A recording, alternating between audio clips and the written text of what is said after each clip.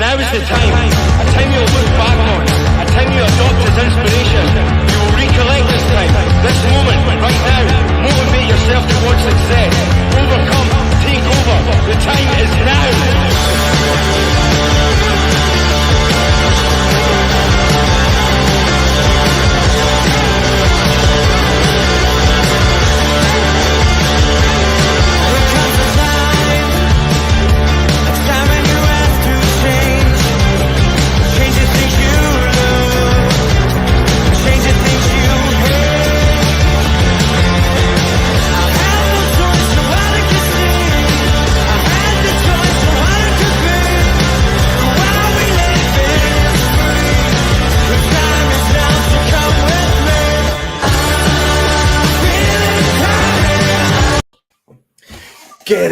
Get in. We're back again.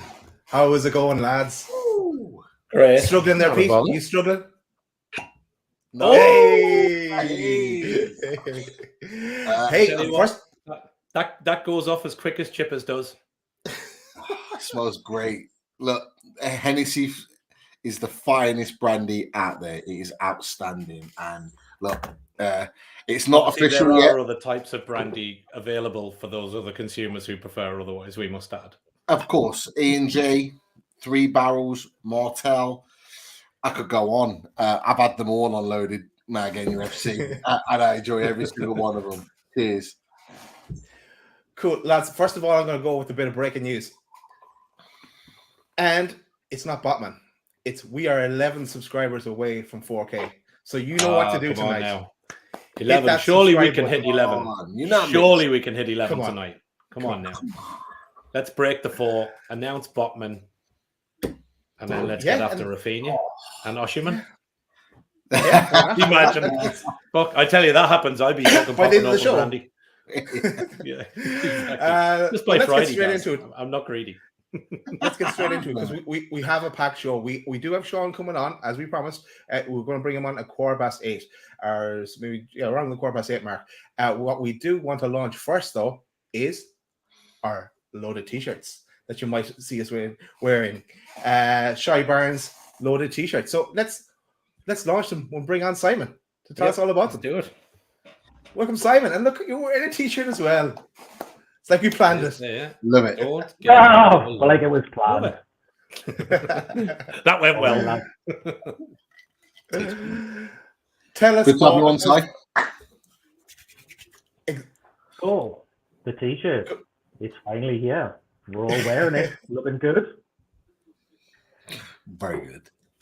Yeah, nice, great fit. I must say again, I know we're going to get into it, but I must give my friendly postman a shout out, who not only did he drop my t-shirt in, but he also dropped in a post-it that said, please pay the tax on it.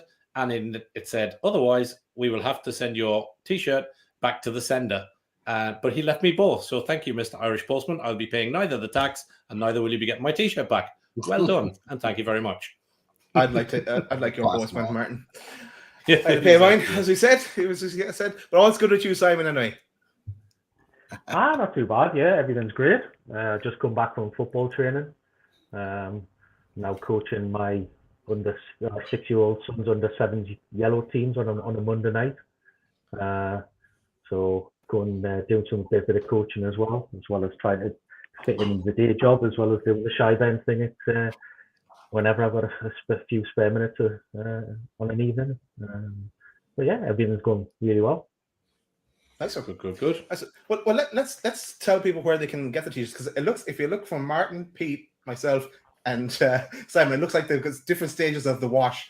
They're kind of getting lighter, but they're actually different colors available. So let's bring it up and show people where you can get them, and you can tell us all about it then, Simon. So here we go. Let's share screen.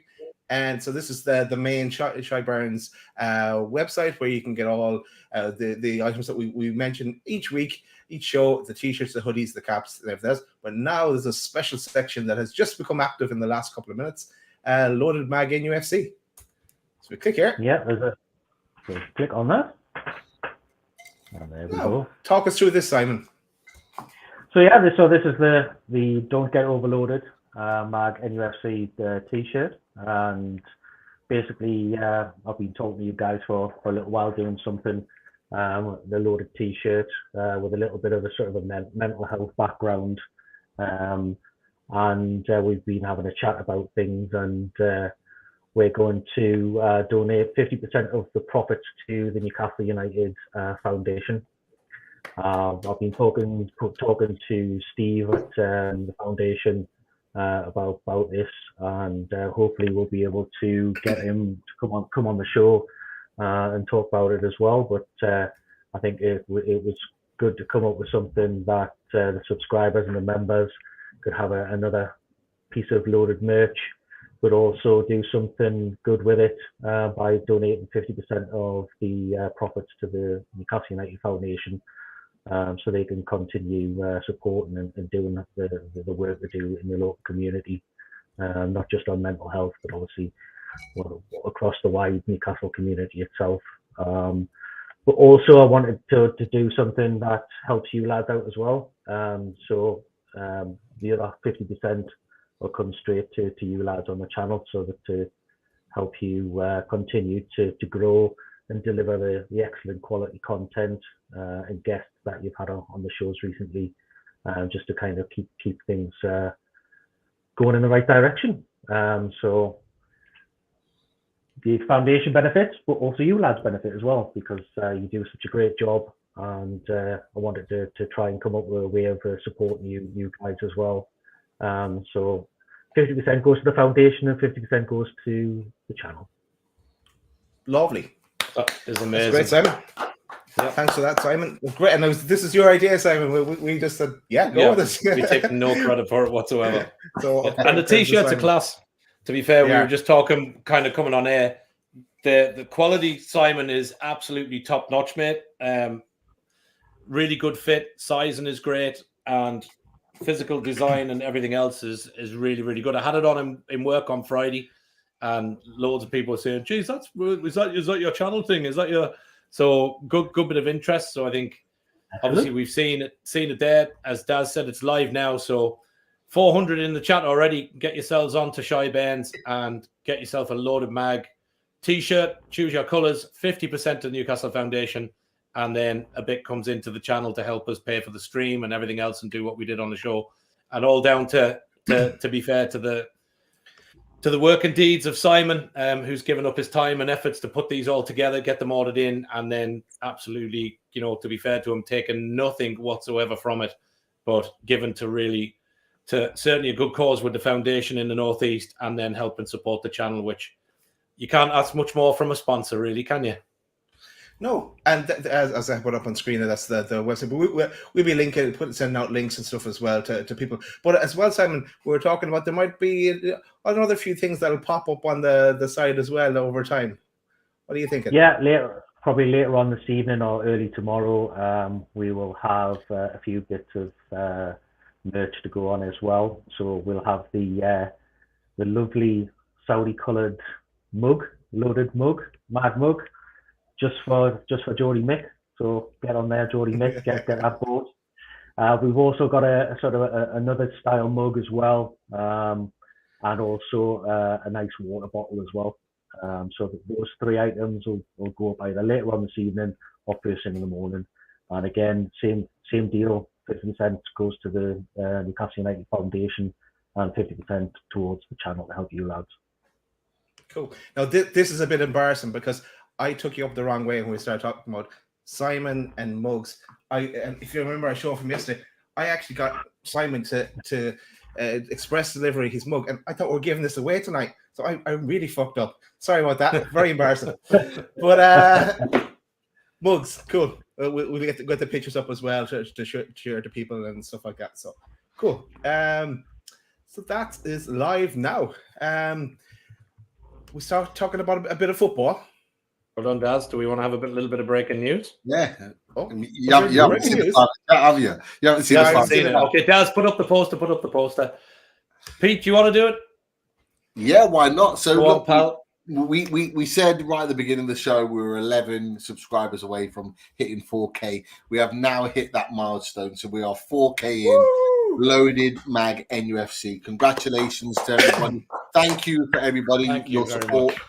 it is amazing. And look, you know what? We had the chat the other day, and it was like, you know, just over a year ago, you know, we were May 2021. We were put that breaking news back up, Daz. Oh, here we go. It's going to be one of those nights. Oh, what have we got? What have we got, Simon? Big shout out to Adam McCarthy, who has just purchased the first loaded t-shirt. Fair play, Adam McCarthy. Oh wait, now Newcastle, we just need Sven announced, and it's like the hat trick. It's like the triple. Honestly, my heart was in my mouth. I thought you were going to announce it. Hey, but listen, I tell you what, Sven's a good signing, bro. I'll take a first t-shirt selling. Definitely. I thought that was the first. The first one was that. Actually, to tell you the truth. Sorry, Pete.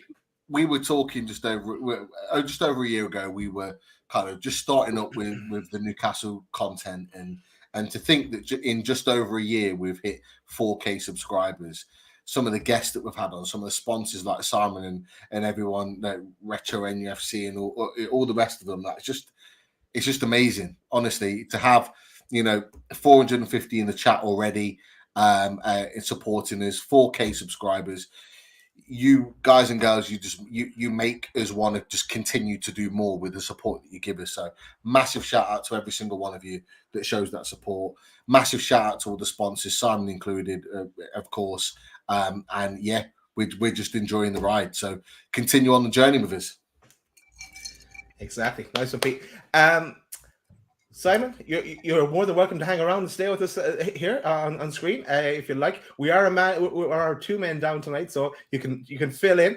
But maybe it's time to bring on Sean. He's been waiting patiently in the wings there. What do you think? We get Sean on. We'll get him on. Here he is. To be fair, I said, he seems to be on most of the shows whenever we break a barrier of 1,000. I'm sure. Yeah, he's gonna come on and fucking say it as soon as he comes on. So we might as well bring him on. He's going to say he added these DMs months ago. He did, yeah. Well, here's Sean. Here's Sean. Hey, lads, how are we? All good, pal. All good. Good to see you again. I was just saying there to Pete, I was on for 3K and I was on for 4K.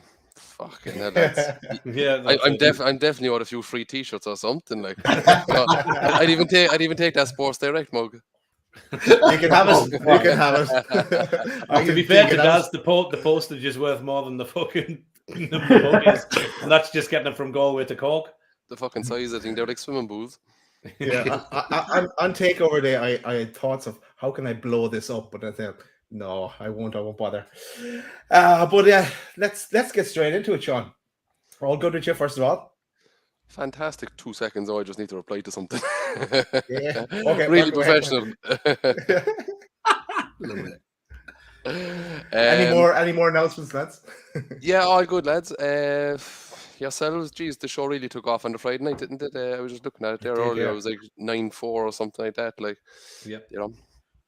That show has the potential to be the first show that we will ever break 10K on.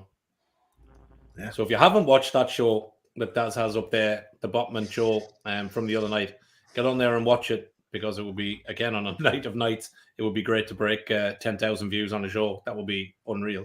So yeah, get on to it. What you want to lead into there? So, because I've been told a few times that when I go on the shows, I just seem to ramble and I don't answer much questions. So, if you want to give me a few questions first, we kick off from there.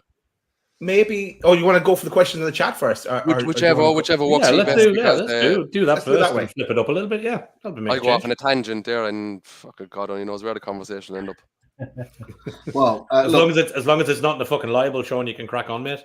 And I'm not calling Pete Lee. Yeah, you were having the chat. I think you did it on purpose. Why?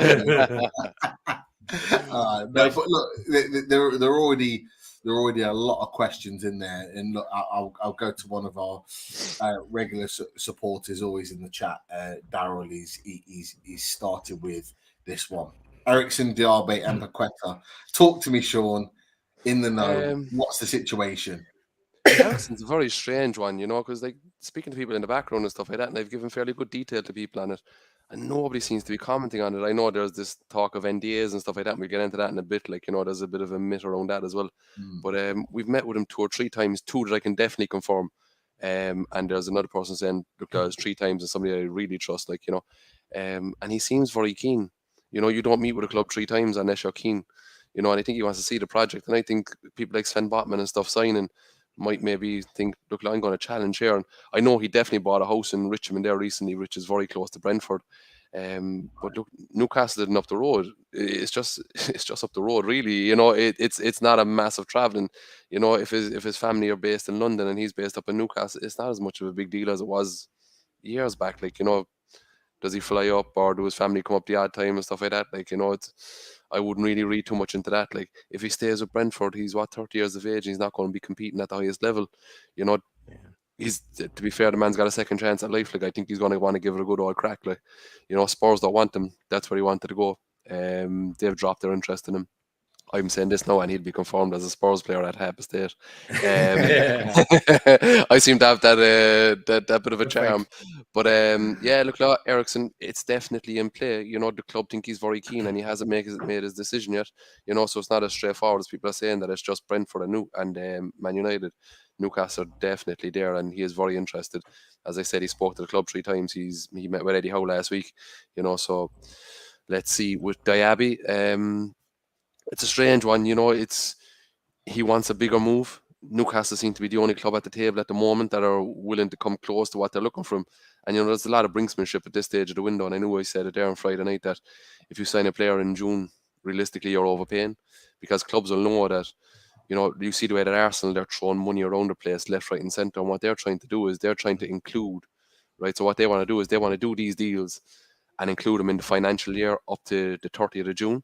So basically, COVID still applies to all financial transactions. So maybe they say, look, with Gabriel Jesus and Rafinha, that these deals would have been worth 30 million, but due to inflation of COVID and stuff like that, they're going to try and write off an extra bit, you know, without getting into the weeds too much on the financial sides of it. So you might see a couple of clubs make some ridiculous bids between now and within the next 3 days. And basically, that's just because they want to include it in the financial year just ending. So with Diaby, I don't think it's something that's going to happen quick. We have held talks with Leverkusen, no bid yet. The player it's tentative at the moment. He's not ruling out totally, but his preferred choice would be to go to PSG. And who was the other one on it? Diaby, Ericsson, and Paqueta. But Paqueta, so again, look, we agreed. Well, how would you say?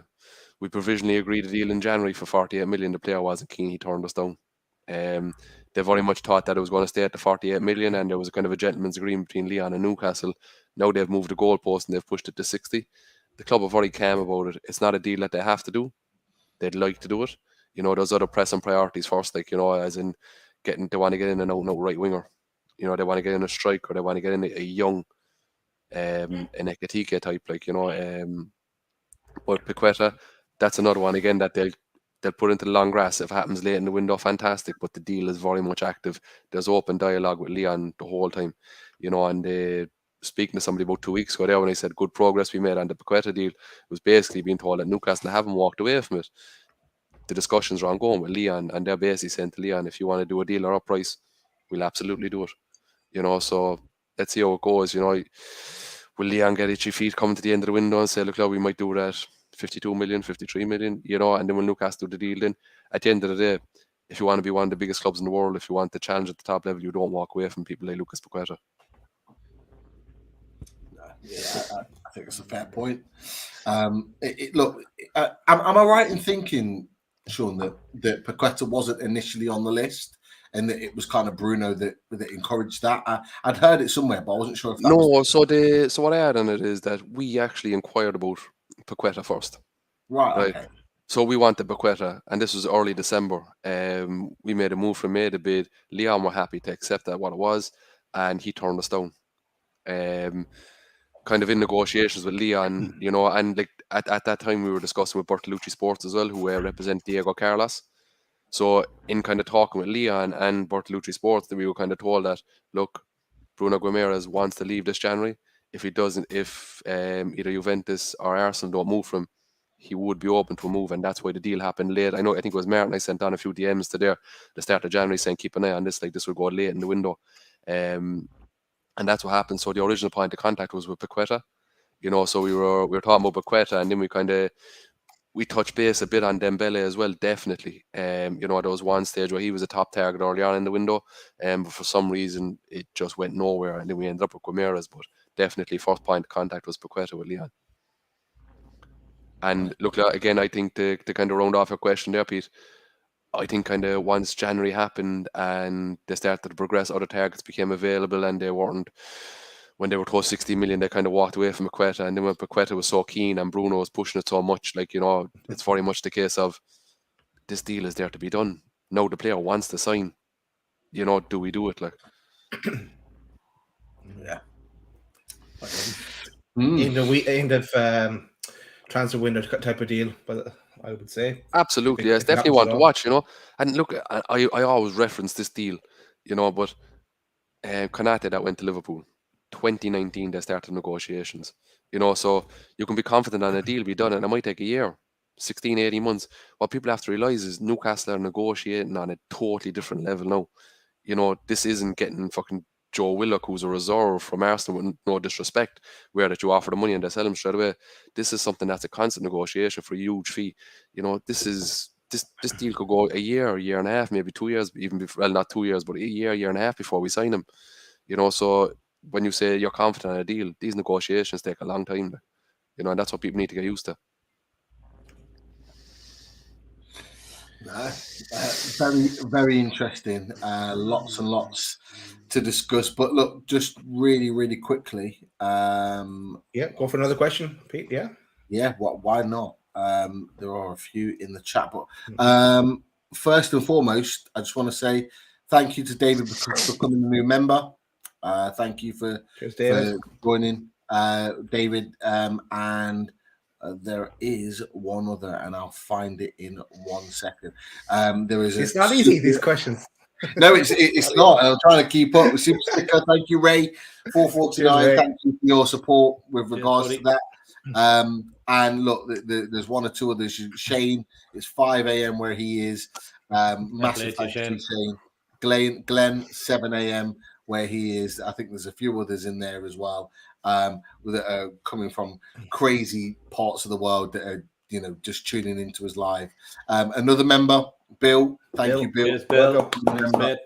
Really, really appreciate all your support with regards to Loaded Mag NUFC. But look, I don't know where to start. Honestly, some of these questions are fantastic, and I could scroll through them all day. But look, one thing is for sure: 2 things you'll never see in Milan: a Mackham and a big spend. Come on, maybe Champions League next year, the year after. Yeah, and look, we talked about Sven Botman on Friday in a little bit of detail. But look, there was lots of talk, and to be fair, you got a lot of stick about Sven Botman, thinking that the deal wasn't going to get done. But you were always confident that the deal was going to get done. You'd said it weeks in advance that was the case. Look, I'll ask you the question: Why were you always so confident? Yeah, so look, I suppose, especially with yourself, Peter, I suppose we were back and forth a good bit on it because I know you were really attached to this transfer. So for me, it was never in doubt for me because I started banging on a good while back about Elliott Management and the links between Elliott Management, Merlin Partners, Lille, AC Milan, all this kind of stuff. And I started getting very good information on it because the information I was putting out was decent. And then I was back and forth with somebody else in DMs who was kind of based out of France and stuff like that, journalist, and he was giving fantastic feedback on it, And another person, look, let's be honest, my other source on Sven Botman, as I said on Friday night, he's absolutely impeccable when it comes to transfer stuff. It'd blow your mind if you would see who it was, But basically, what I was told is that with Sven Botman, right, AC Milan could not afford him, right? They had an agreement with Lille, right, that he would be sold for, I think it was 22 million with small add-ons, right? This deal was struck January, February, say it was just after the transfer window that they supposedly struck this deal, gentleman's agreement, that they will do the deal for that price. Not long afterwards, Elliott Management went into investigation, and because of the ties between AC Milan and Lille, and basically what they were investigating was unfair trading. So very quickly, that deal kind of stalled, and I know there was lots of talks about personal terms are agreed. He's going to be an AC Milan player. Personal terms are going to be agreed. He doesn't want Newcastle, all this kind of stuff.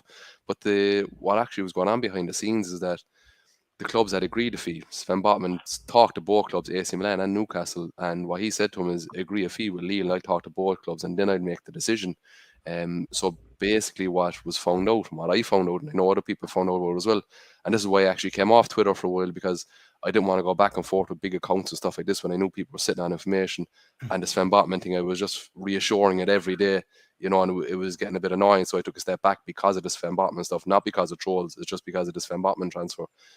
And basically what was going on is that Lille had an agreement in place with AC Milan that AC Milan had an agreement with Lille that they had first refusal on him, right? AC Milan had to pull out of the deal, or else the first refusal expired, which was the 1st of July. I sent on through there, Pete.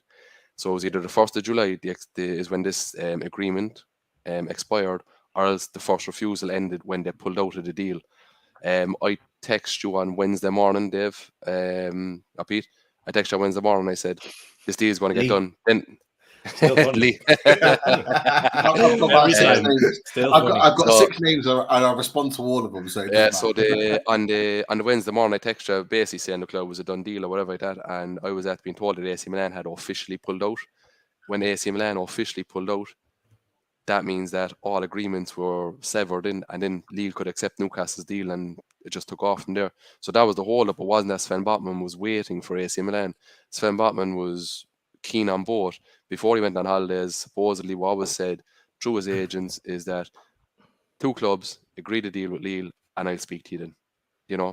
So look, it's done and dusted, but all this negativity of the deal's not going to happen and he has cold feet and he smiled during an interview, that means that he's going to AC Milan, all this fucking nonsense, like I don't know why, certain journalists and stuff like that, why they create such negativity for the fan base.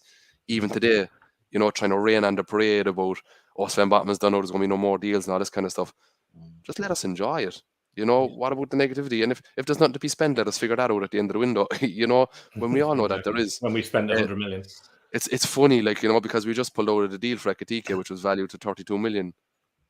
And all of a sudden, we only find Sven Botman and the money's gone. Where's the ITK money gone? It's at least makes sense when you're doing it. But look, they get to trigger the fan base and that's it. But look, I had a few people there comment on Sven Botman thing saying, I hate Sven Botman as much as I hate this player because he didn't want to come and he's being forced to come.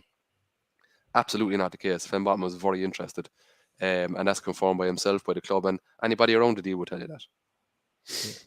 Well, just interestingly, I know we come on these shows and we do them, and Sean, you've been on a few times now, and obviously, like yourself, like Pete, we've been talking, I don't know, for ages, and we spoke the other night, and as we came off the back of the show the other night, as per normal, we got a few on the Newcastle timeline, load of bollocks, ITKs, get the fuck, all the other nonsense. So just for anybody that does want to see that things actually do come from people. So this is my DMs from Sean. Here, big screen. Yeah, on the big screen if you want to. Yeah, go on. The people that want to see how long this has been being talked about and the confidence from Sean through information he received that this deal would get done post-January. So that, I don't know if you can see, is dated Monday the 10th of January. Yes? You can see Sean's name there at the top. And I was asking him about Lille. I was asking him a few other general questions. We were talking at the time. Post-January, we were talking about maybe Ramsey was a lucky escape. Cantwell seemed to be a bit of a head case.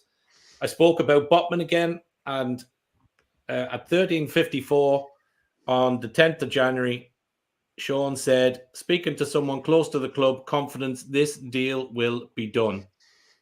So that's since January. So to those few people who go, well, if you throw enough shit, it'll stick.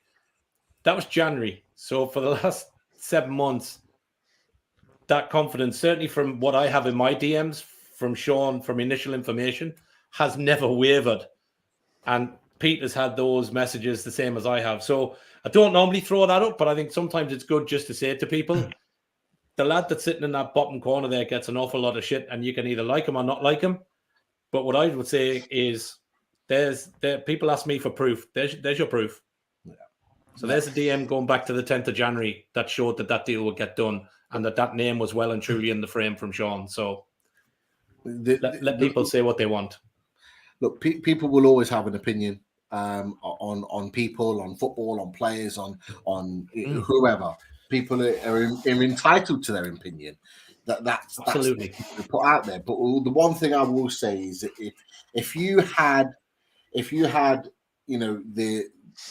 the information that has been, certainly with this Ren Botman did, if you'd have had the information that I'd had from Sean, you would know that he's not talking rubbish. You know that exactly. That's what I'm saying. We've had that. I've done a screenshot there on the target stuff, and this is the Tuesday night before he actually signed. So look, I don't know. So can you see? So come closer. So you'll actually see. Can you see the dates? So you see. So look, it's actually the Tuesday night before Target signed. I was told that it was actually happening. That the information had changed on it.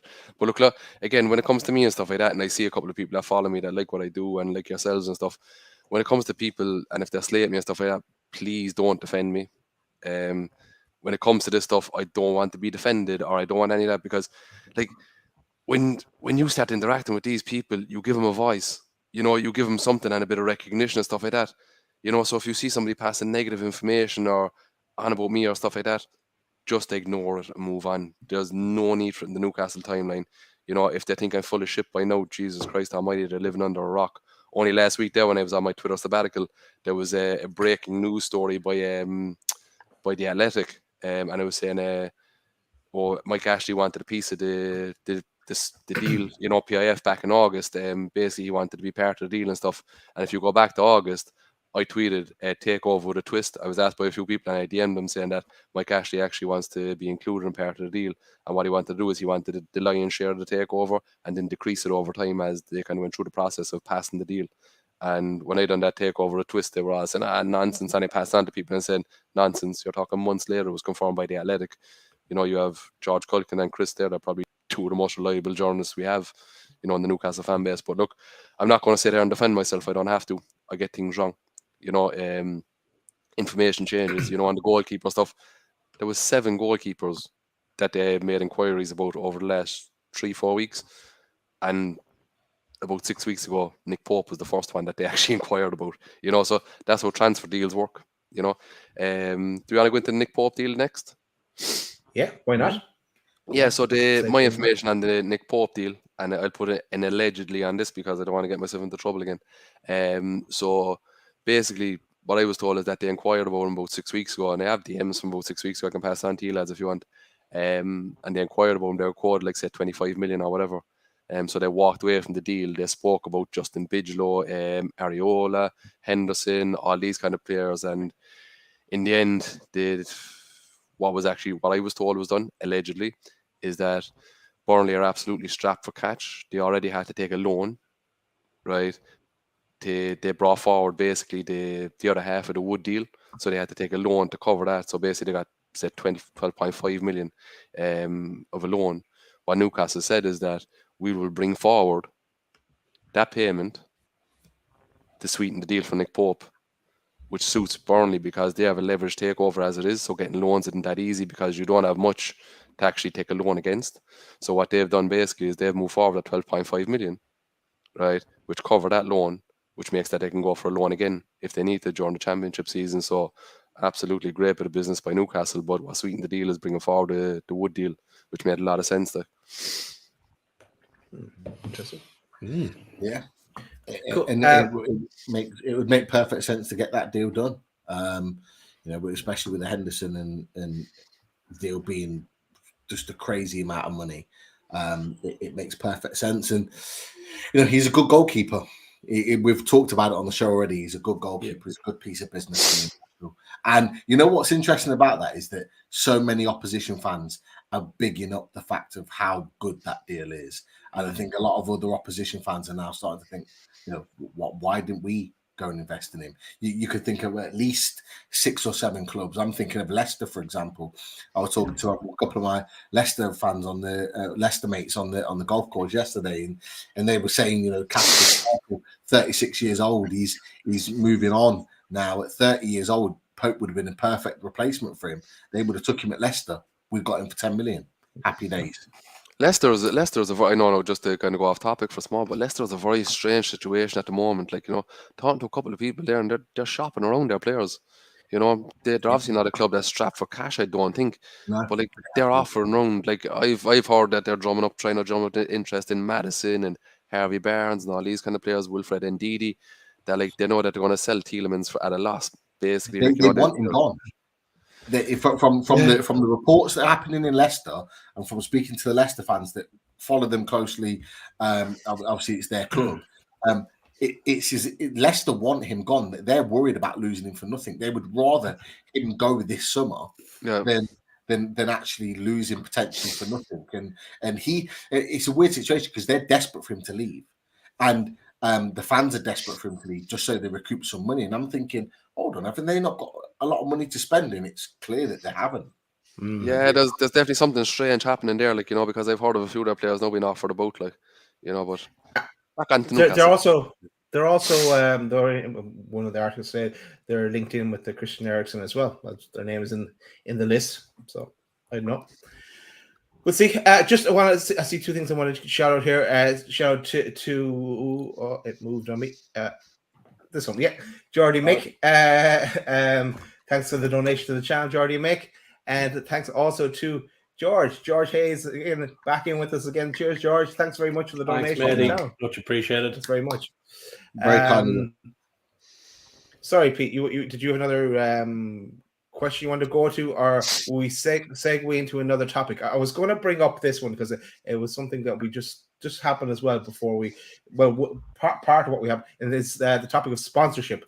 And Martin, you had some breaking news on. We'll bring up the breaking news in terms of sponsorship, and then we can go to Sean for his take on everything. Yeah, obviously we got those that were obviously everybody is watching the Newcastle timeline, and we got some breaking news.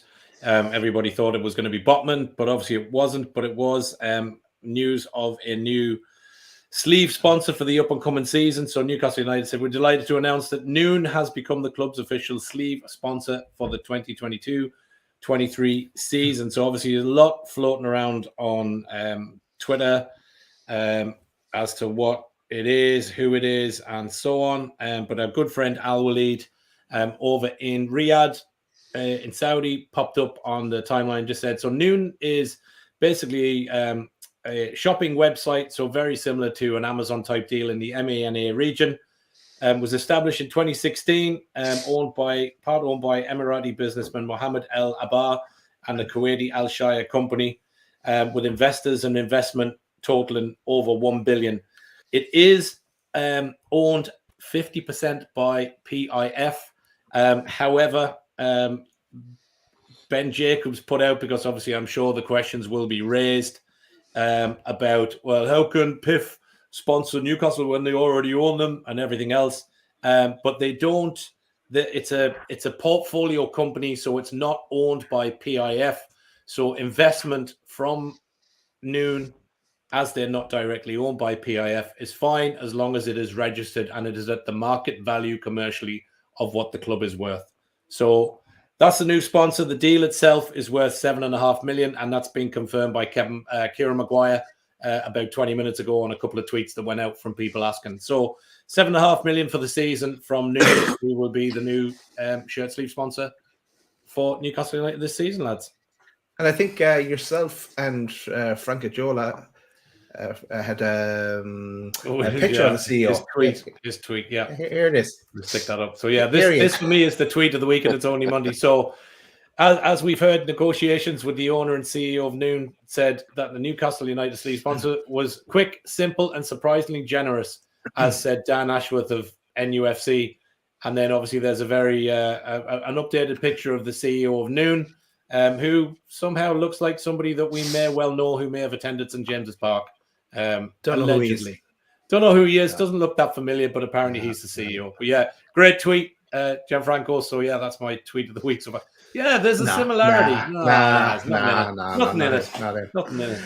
Yeah, so to dig in on the sponsorship a bit, I actually sent Pete a screenshot there of a DM from the 12th of June, I think it was, basically confirming this sponsorship.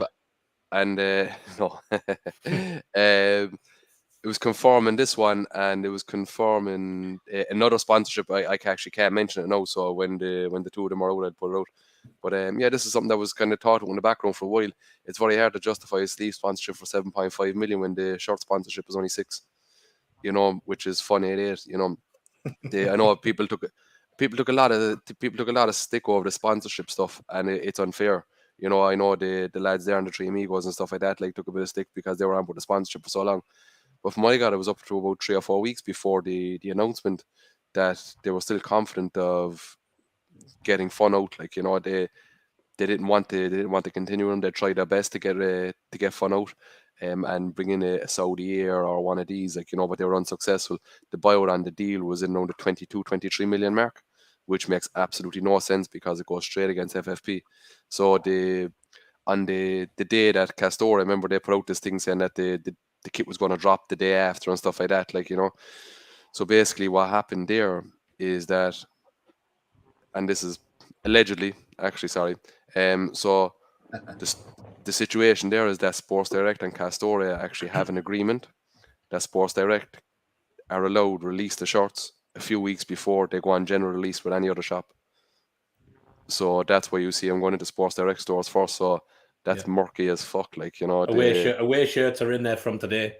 Yeah, anybody that's seen the third kit, the white third Saudi kit, is available in Sports Direct from today. I was told a couple of weeks back that it was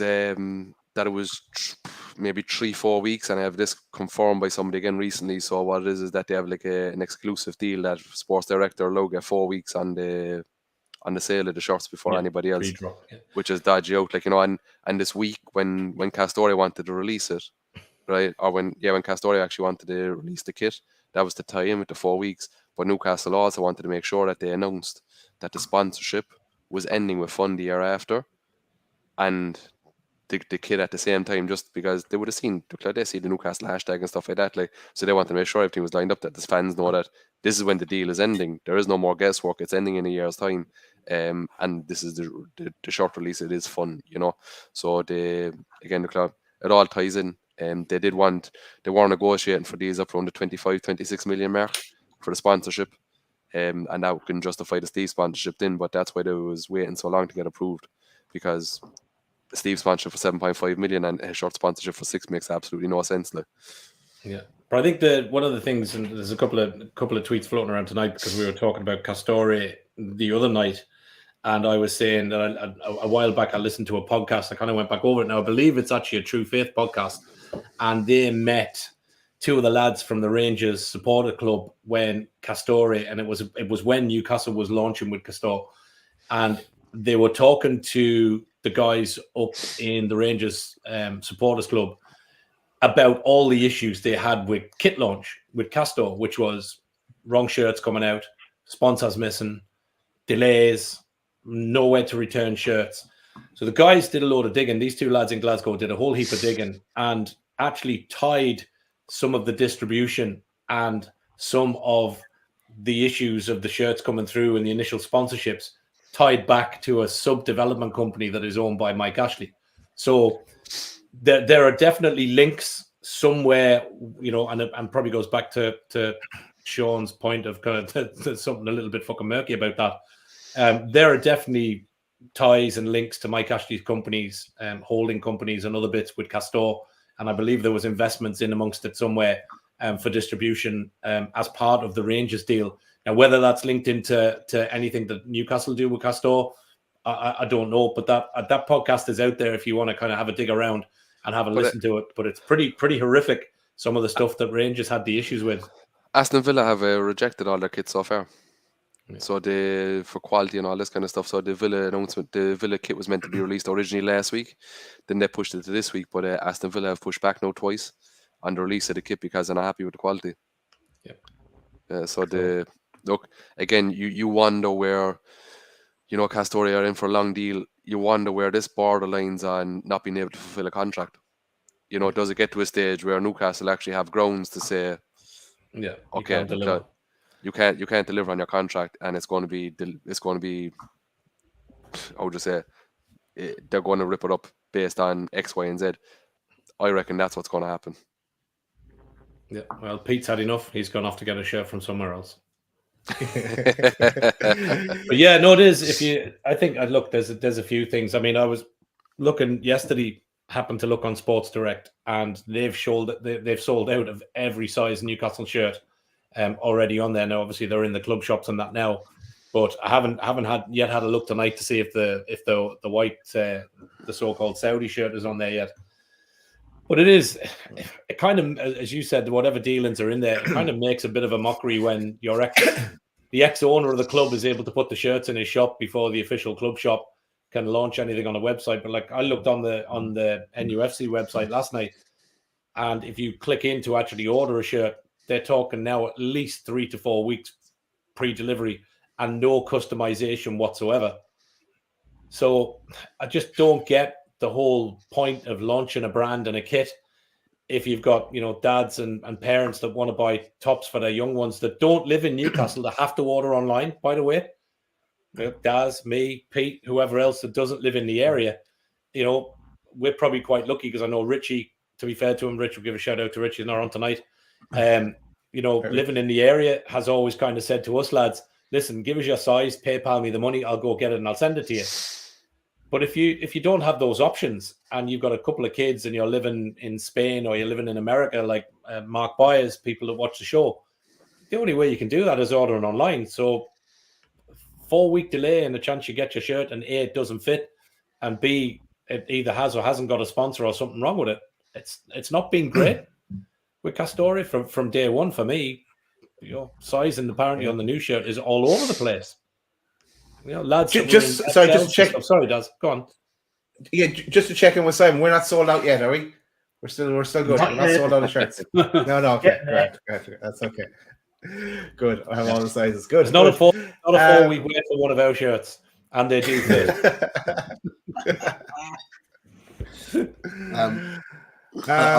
we say go for Pete. No. I was just going to say 600 in the chat.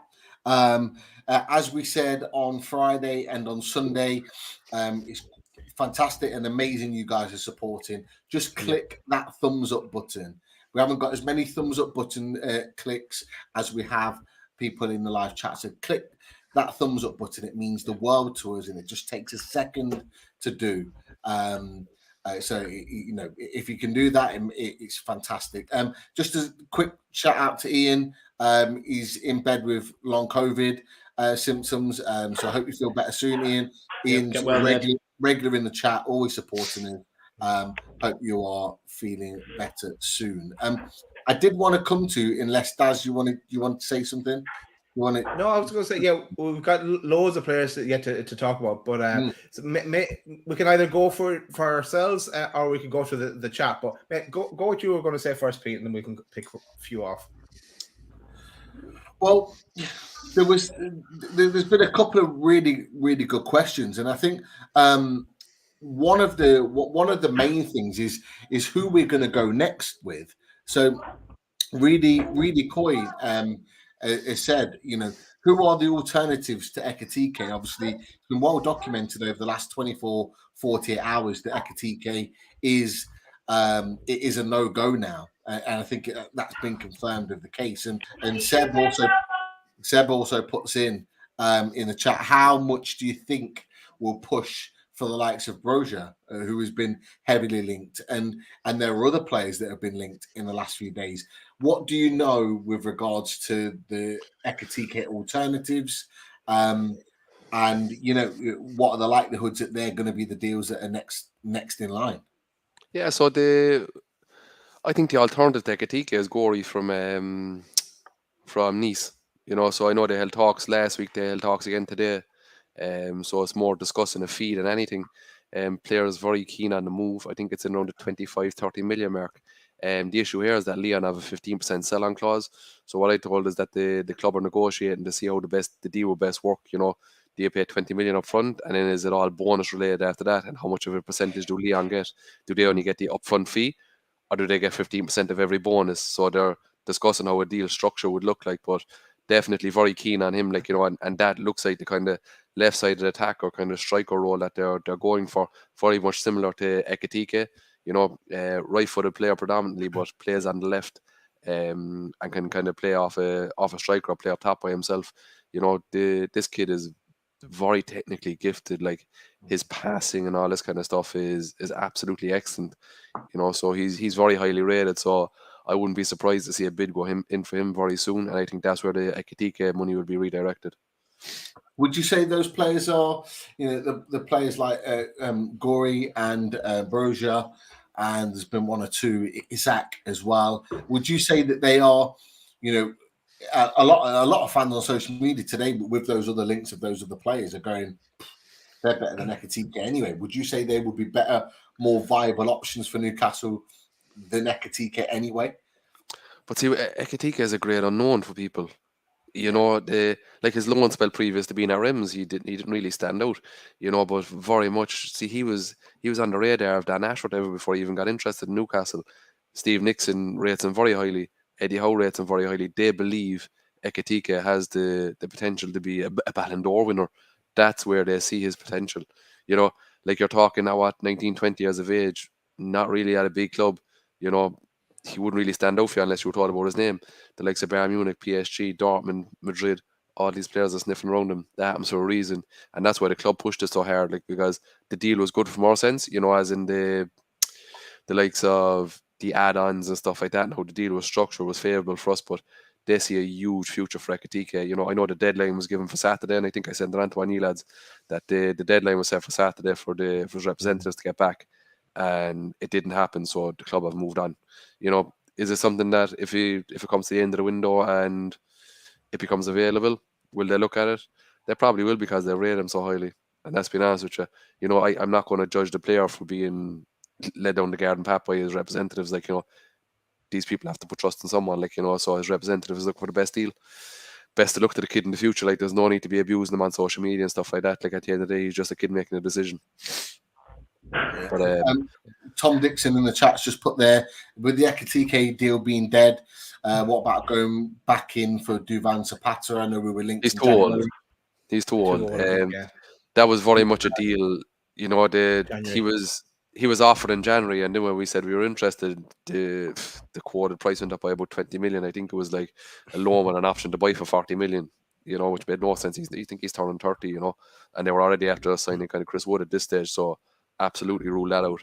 You know, so I think for ITK, the likes of Broja and Gori are the backup options to that, and they're still looking for a central striker, which I think Isaac and Sasa Kladnic, who is very much on the agenda, and I'm surprised it's not kind of talked about more in media circles and stuff like that. But if his representatives stop being absolute idiots, he's definitely a player that the club are very keen on.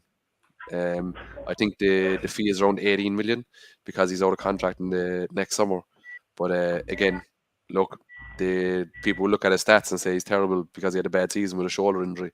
But I know Munich are looking very closely at him as well. But look, let's wait and see. But for me, anyway, for striker options, it's definitely the likes of, you have DCL, which is, he's massively overpriced at the moment, and it's not a yes across the board. Eddie Howe is very, very keen on him.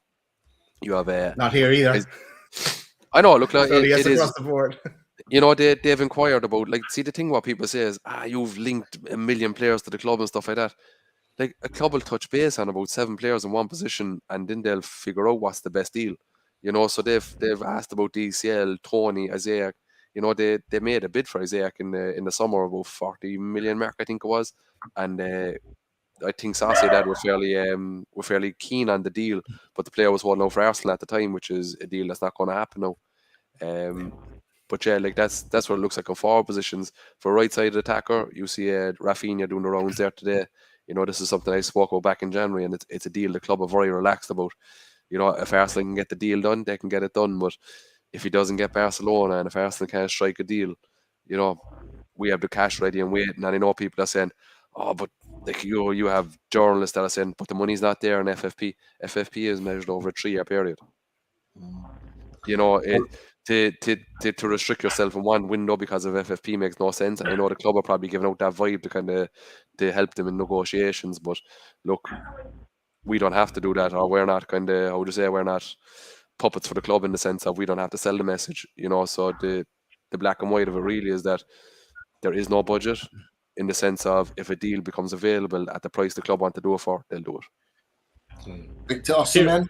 Kieran Maguire, sorry, just to back that up, Kieran Maguire put a couple of tweets out today because people were asking, obviously, once the Botman deal came through and other bits and pieces, you know, that you know, where is it budget wise and everything else. And Kieran Maguire reiterated today, lads, Newcastle could spend upwards of 500 million this window and would get nowhere near FPP or FFP. Yeah, see, the thing about today, and I seen a bit of a crazy reaction to this ramble today about these new UEFA rules and stuff like that. The thing I take from it is you'll see that debt is not an issue as long as you don't miss your repayments, right? Which is nothing. And they're encouraging owners to put their money into the club as well, you know, so it's investment equity, which is another thing that we can do absolutely no bother. And they've basically, what was happening all along is that clubs were putting out huge money on youth development and women's teams and all this kind of stuff, like, you know, and they were getting huge kind of kickbacks through FFP and this, like, you know, like they were extending their transfer budget by putting 2 million into the women's team, and they were able to get right off an extra 30 million on FFP, which made no sense. So they put manners on that. It's not something to worry about. We have business people looking after this, so the likes of us don't have to worry about it. They're going to make us a top 6 club in the next 2-3 years. We were discussing this in our chat today as well, and so Richie was getting a bit panicked about it. So you know, everyone knows that Richie is Kieran Maguire's apprentice. He does a bit of work with him, allegedly. But yeah, so Richie got in contact with Kieran Maguire, and here's the tweet, or here's the text or whatever that exchange that Richie had. So yeah, Kieran was tying up, I guess, that it's not going to affect the financial fair play because it's judged on the Premier League. This is a UEFA thing, so we'll get him on to explain it again, but at another later stage. And Ricky as well, the apprentice on that topic. But so yeah, don't worry about it. It's the message. Sorry, Pete, you were going to ask about my man, the man I want in, Victor Osimhen. Yeah, Victor Osimhen I was going to say, Pete, that I know Ben Jacobs actually mentioned his name as well today in one of his tweets, where he was listening to a few players, and he said that he was kind of saying that it's unlikely. But what's your thoughts? And sorry, Pete, you were going to add the question. No, it was exactly that. It was, what's the situation with Victor Osimhen? Obviously, Mark's talked about him as being a viable option. It's been mentioned again, like you've said with Ben Jacobs. Have you heard something similar, or are you hearing something different, Sean, from your perspective? They look like the original fee that he's been quoted to a few clubs is 80 million. You know, I think Napoli paid around the 70 million mark from him, and the club don't think he's worth that. You know, so at that price, there won't be a deal done. He's rated, but he's not rated that highly. You know, it'd have to drop down around the 40, 50 million mark. And that's not because we don't have the money. It's just because his value is massively inflated at the moment. The Italian league is, look, you can almost deduct whatever he's done in the Italian league by about 40% to replicate the Premier League. You know, so I wouldn't buy into it too much for now. You know, and that's what I've been told. A link I did get today, all right, was the Moroccan forward for Sevilla, En-Nesyri, is it? I was speaking to somebody about him earlier, saying it's somebody that Dan Ashworth actually tried to sign a couple of times for Brighton, and it's a name that he brought to the table as well with Newcastle. So I think he's one to watch as well. He's highly rated, and I think as I start working down the list, he might be one that will pop up over the coming weeks. Okay. Richie's put, you know, we've talked about various different players, but who, in your opinion, and we can potentially go around the houses with this, who in your opinion is next? Who do you think is going for next? Jesus, that's a tough one. I definitely think the next bid on the table anyway is Gorey for Nice, and then Diaby after that. Look, these bids could sit on the table for 5, 6, 7 weeks, you know, before we get any feedback on them. But look, Diaby is the main man that they want in the right wing position, and Gorey is the man that they're looking at now at the moment. But they're two ones that they are very, very keen on. They're also looking obviously at centre midfielder at number 6. You know, the likes of Douglas Luiz being mentioned, Zinchenko being mentioned, Kefren Toram. You know, there's a couple of players there that they have there. They haven't nailed it down to one. They have spoken to Southampton about Ward-Prowse. You know, the feedback on the feed that I got doesn't make a whole lot of sense. You know, that it's 36 million with add-ons. It seems like a fair price, but I suggest that his fee would be a little bit more inflated when you see Calvin Phillips going for 50 million. You know, I think Ward-Prowse is a better player, being honest with you. That's just my opinion. But the likes of Sangare as well.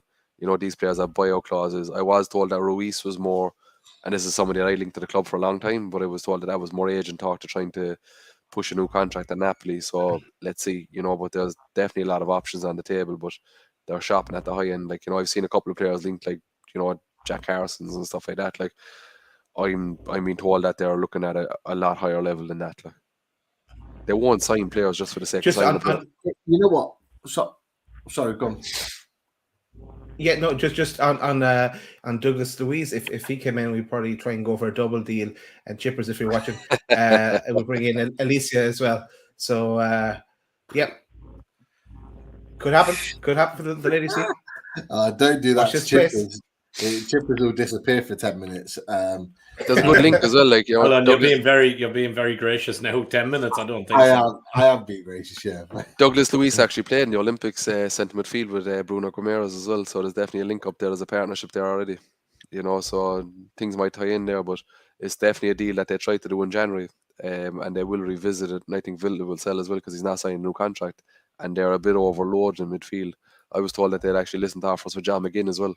You know, so Villa are definitely looking to offload a centre midfielder. Link up with Steve Bruce again. Never know. John McGinn. Oh God.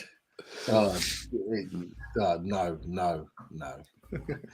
Just no. Look, I've got to say, Russell Thompson, even the lads, first time live in the chat. I'm subscribed. Top entertainment. Welcome, Russell. Glad to have welcome. Part of the family, and also he's donated to the channel. So $4.49, absolutely top stuff. Thank you. Cheers, Russell. Really appreciate that level of support. I want to come with one left field. Actually, we have talked about him before. I know you talked about him before, Sean. But Daryl's come back in again with any thoughts on Dwight McNeil, young lefty. And Burnley are desperate. Really nice way to paint Burnley Football Club. But yeah, that was come back in with another one there, a different type of link. What do you think about that? Do you know what? I highly rate Dwight McNeil. You know, I might get a bit of stick about it, but his delivery is unbelievable. You know, he ended up playing wing back for Burnley during the year. You know, like, it's not his position. I know Rafa rated him very, very highly. I thought that we were. If I actually spent money, we would have bought Dwight McNeil under Rafa. He's definitely still a target now, and he is liked across the board. But they do feel like that, you know, the likes of a Diaby and a Rafinha, they're obviously levels above. But I think McNeil becomes a serious thought if you sell the likes of Jacob Murphy, Almiron, you know, and if you're kind of the underbelly of the squad, you know, if you're getting somebody that you think, yeah, he has the potential, let's see how he cuts it, rather than putting him front and centre and making him your main man. What the club are looking at is what people don't factor in is that we need a striker. Like, 2 of the top 10 top goal scorers this season have been strikers. The rest are all wingers. You know, so they want to add goals from wide areas, and that's what they're looking at. You know, like, he wants to make an impactful front three, which is something that we haven't had. You know, and I know people are saying, like, oh, they've just signed Wood and Wood will see the course. If options become available, they'll sign players and they'll ship Wood out. You know, they are open to letting go, regardless of what other people are saying. If they got a decent loan offer or loan to buy offer from, they'd accept it, and they'd probably take a loss on him if they were getting another player in, you know, just to get his wages off the books. Cool. I have another question linked to a player that I've on the system here as well, and it's a player that who's been linked to Spurs, and then others in Sky Sports today there was talk about a link with this player and Gordon. So I'm going Everton, and it's a flair player, Richardson. So any word on him? He was linked in Ben Jacobs' tweet as well as a potential option. Yeah, look, like, they definitely held an interest in him, but I think it was more if Everton got relegated, the price would be more feasible. but they're demanding a big money from him, and there's no buyout clauses or anything like that. I think Everton were trying to offload players the best they could before the end of this month, and it's not after happening from. If Richarlison is going to go, he's probably going to go to a Spurs or something like that. I don't think Newcastle are an option for him at the moment. I rate him highly. Again, if he gets stuck at Everton, maybe late in the window, that we might do the deal. And I think that's what the fans really need to be patient about. We're shopping at the very, very top end, and these deals are slow. A lot of clubs want replacements lined up because you're buying a starter out of a top team. They'll want a replacement lined up. It's not before where we were buying reserve players or fringe players or something like that. Like we're shopping at the top end now, and these deals are complicated. Players have image rights. There's a big crossover there, so we're going to have to be patient. These deals will take a little bit of time, but just don't jump negatively at everything that you hear, or don't buy into everything that you hear, even off me or off anybody. Take it all with a pinch of salt. But look, I'm being honest with you, from solid people, solid sources and journalists that have got information that just won't tweet about it because they don't want the abuse. I could name up to 60 players that the club have inquired about already. I seen a tweet there by the Manchester United Muppeteers or whatever they are. They're one of the biggest fan pages for United, and so far this month, Manchester United have been linked by journalists to 87 players. So it's not just throwing names out there for the sake of throwing names out there. You have agents trying to push players on clubs. You have the club trying to, for example, Newcastle watched Nice a lot this season, right? And what they might leak to newspapers and stuff like that is, we're watching Kasper Dahlberg, when they're actually watching Gorey, just to kind of deflect the interest. So there's a lot of kind of cloak and dagger that goes on at the moment. So not everything might make sense, or players that are kind of pop up as being linked to might not make sense, but it's probably the club covering their tracks, just because if it gets out that they're in negotiations with a club, they might deflect it that it's a player that they're just trying to kind of get under the radar, And the thing as well, with NDAs, and I've seen a lot of people say, since Ashworth brought in this NDAs, and excuse me, since Ashworth brought in these NDAs, that there's no leaks or no nothing. So the NDAs are only applicable really for people within the club. I spoke to somebody who is basically involved in an agency and stuff like that. He said for any agency or selling club to sign into an NDA, you're basically trying to sell a car or put up an advertisement. It makes absolutely no sense. So the leaks from the club would have stopped. There was duff information given out by people at the top level of the club to see where the sources came back out, just so they could kind of plug a few gaps. And the NDAs are signed by people at the club, not by people there in negotiations. So that makes absolutely no sense. I know people say that, Villa have done it. Villa pay a premium. They pay 5, 6, 7 million over the odds to keep these deals quiet and to get them over the line. That's why they can do these deals. So they're not even whereas Newcastle drive a hard bargain. We've got Sven Botman for our price. We've got Trippier for our price. We've got Target for our price. Bruno Guimaraes at our price. Nick Pope at our price. Do you get me? We've had an incredible 2 transfer window so far. So these NDA stuff and, all the quietness on Twitter and all this kind of stuff, that's just because I wasn't posting. And that's going to change. That silence broken well and truly. Thank you, War Jackie. War Jackie, member. Thank you for joining the club. Look, lots and lots of other questions in here. An interesting one, a different type of question. It's got here. Anything in this, Sean? I mean, Bruno's agent is in Newcastle. Any truth that he's here because of Danilo? So you'll find my tweet from a while back there that Newcastle watched the Club World Cup final, and it was Danilo was the player that they were linked to. So they're definitely watching him. And I was told a couple of weeks back as well that Viv Anderson, a young right back at Monaco, that they're looking at him and they see him as the potential replacement for Trippier in the future. Be a big fee, but definitely the club are trying to kind of get one, maybe 2 or 3 agents that they deal with specifically. Whether this is a young player that they might see in Brazil that's not represented yet or represented by relatives, and they might go through Bertolucci Sports and say, look, we're interested in him. We'll bring him in. Do you want to represent him and stuff like that? But from what I've heard is that they have a fantastic relationship with Bruno's agent, and there's a couple of young players on the agenda there.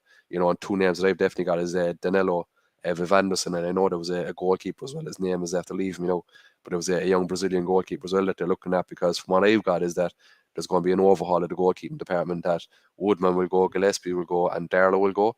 And if the price is right, you might see Dubravka go as well, and they might bring in 1 or 2 young goalkeepers.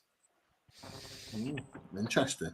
Tom Dixon's put Newcastle reportedly entered the race for 6'5" Strasbourg defender Gazino Nassima on Nassim. See? Yeah, so they have watched Strasbourg a bit, but I don't know 100% if it's him. I'd be lying if I said it is, but they are looking at younger right-sided centre-backs. It's not something that they're going to jump at. They were offered Qualtacar as well, the Marseille centre-back there. Was it last week? I think it was, but they're looking at the likes of Toussaint. Still interested in Demiral if the deal is right. You know, they will if Lascelles goes, they'll replace him. In the sense of they'll put in competition for share. They're not looking to sell him, you know. But if somebody offers him around the 12 to 15 million for him, they'll accept it. I know a lot of people are talking about him going back to Forest and stuff like that. I don't think he had a great relationship with the Forest fans before he left. You know, I was kind of speaking to a Forest fan there, just kind of back and forth in DMs and stuff like that, and he asked me, he was like, is there any truth in the links with Lascelles and stuff like that? And I was saying, look, because it's close to the club and stuff like that, and when it's kind of selling a player, I don't really hear much about it, and that's been honest. But he was saying, he can't see it because of not a great relationship with the club, with the players, with the fans and stuff like that. Like, you know, and it's not a position that he thinks that they need to strengthen with a player like that. So I know there's interest in him, but let's see. But again, they will replace Lascelles if he's sold, you know, and the likes of Dwight McNeil becomes available if they sell the likes of a Murphy and an Almiron and stuff like that. So they will strengthen as they sell. They won't go into the season weak. Yeah, and with Botman coming in, does that end the race for Roger Ibanez? I know you mentioned him before. No, they're definitely still keeping an eye on him. They've watched Roma a bit, because there's an all on Ibanez, you know. So look, definitely on the agenda and represented by same agent as Gomeras as well. So there's a good relationship there. But it's not a deal that they don't feel that they have to jump at. But again, if Lascelles goes, that changes tacked in for right side of centre back. It's hard to narrow down just one or two names at the moment for that position because it's not something that they're looking to fill. So they'll probably have feelers out on 5 or 6 players, just understanding what scale they're at and stuff like that, what's going to become available. Then if Lascelles is sold, then you'll understand kind of which player that they're definitely looking at, like, you know. So that's how transfers work, you know. That's what people need to understand. And I know people get a lot of stick, like, you know, for saying you've mentioned X amount of players and stuff. That's because, you know, Newcastle probably most clubs work on this. Like, they probably have 4 or 5 players for each position, and then they'll narrow it down. They'll go to a transfer board meeting and they'll talk through all the pros and cons of these 5 players, and then they'll come to a 1 or 2 at the end that they're going to go for. Are you hearing anything on Porto's left-sided midfielder, Pepe? Left-handed. He could be right-handed as well. Fucking left-handed. Left midfielder, Pepe. He was linked as well there last week. I've not heard anything on it, and that's been honest with you. It's breaking there now that Newcastle have tonight had a 35 million bid rejected for Pepe by Porto. Yeah, Porto looking for at least 60 million with a release clause in his contract of 70. Newcastle chasing hard for the 25-year-old, expected to go back with a second bid. And who's that been reported by? GE Globo breaking there on Twitter now, so there's a few pushing it forward there now. No, it's not something that I've heard of. I know they've watched a lot of players in Portugal and stuff like that, like, you know, but it's not a name that's been mentioned to me, to be honest. Okay, maybe you want to watch them. Yeah, definitely. 25-year-old Brazilian. Another one that we linked with before, but is gone quiet. I think linked more with West Ham was Danjuma. Heard on TalkSport that Danjuma was mentioned. Left Watford, not Watford. I think it was Bournemouth. Bournemouth. But did well at Villarreal. Any links with that, or is that something that's been and gone? It's not. I was told he was a player that they never showed any interest in. You know, they were made aware of the release clause. It was his agent that contacted the club, and he's not on the agenda at the moment. Maybe as they work down the list, he might pop up, like, you know. But from what I got is that he's basically like a right side of the ASM in the fact of work ethic. You know, he's not a player that's going to track back, or he's not going to put a lot of teams under a lot of pressure. They're looking for somebody, a real speed merchant that doesn't stop moving, like, you know. Basically, probably Almiron with a football brain. It's kind of more what they're looking at, like, you know. And I heard he's a player that they're not looking at the moment. Will that change later on in the window if they can't get somebody? Maybe so. What about one of the names I seen bounce over the weekend was Souček from West Ham. He's been offered to everybody. They're really trying to flog him about, like, he's looking for, I think it's about 130, 140 grand a week. He's been offered to any club at all that have availability. They want him out of West Ham as soon as possible. So again, the thing that I've got is that they're getting offered a lot of players, but Dan Ashworth's remit is very much that don't buy a player you haven't scouted.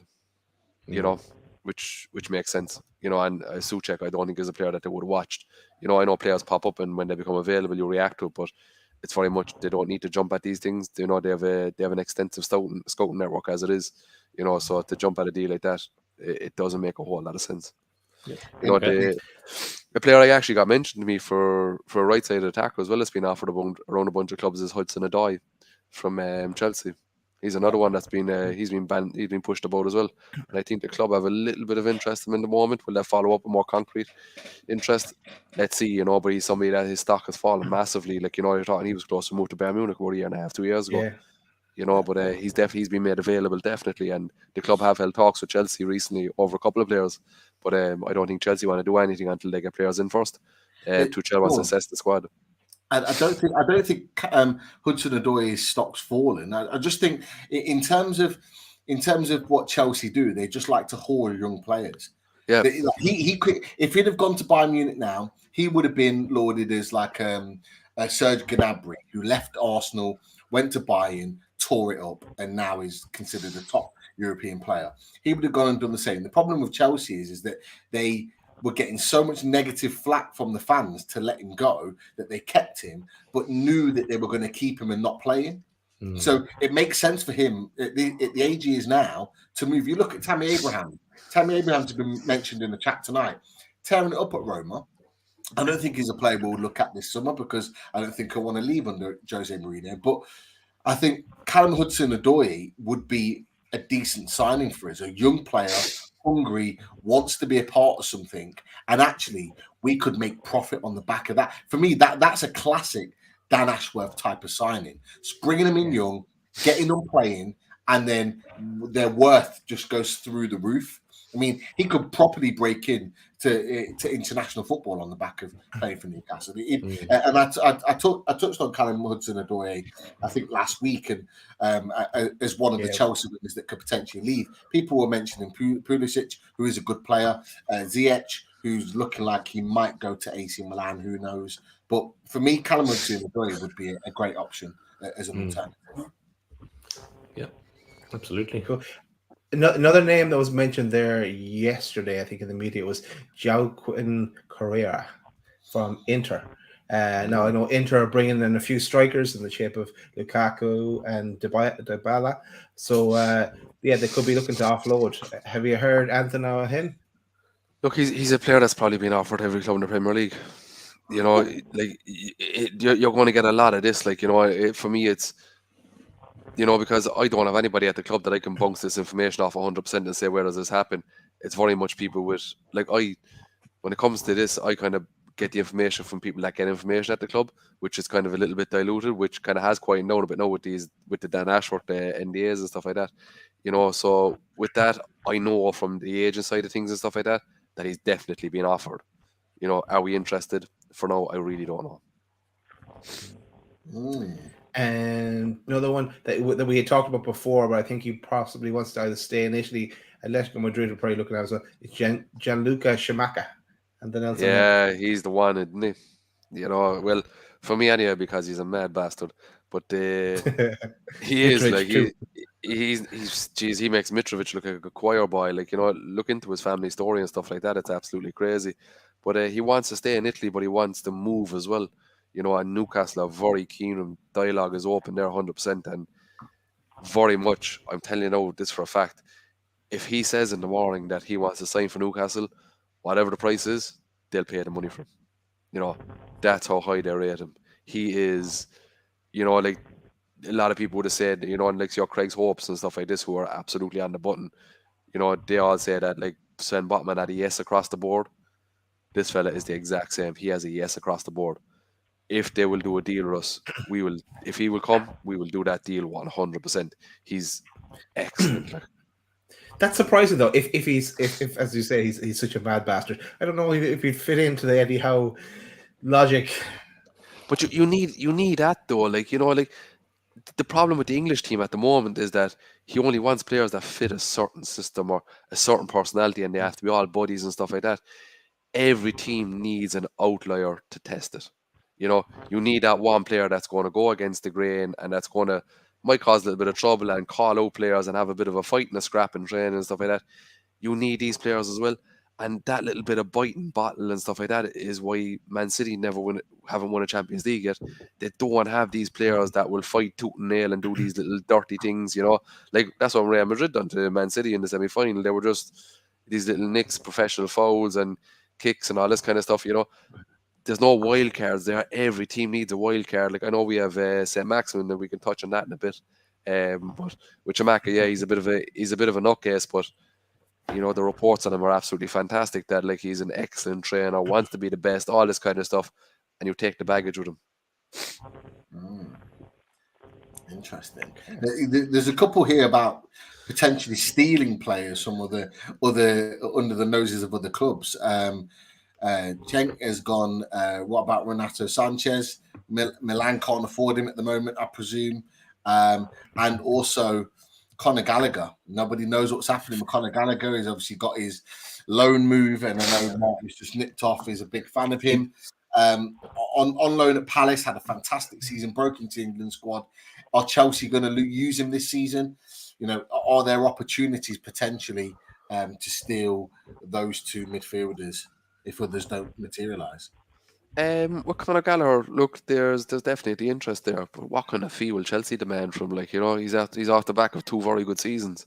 You know, I think you're talking, they could be asking upwards of the 40-50 million mark from, you know, and realistically, they probably won't want to strengthen a club like Newcastle at the moment because, you know, how big are Newcastle going to be? Like, how strongly we're going to challenge that top six?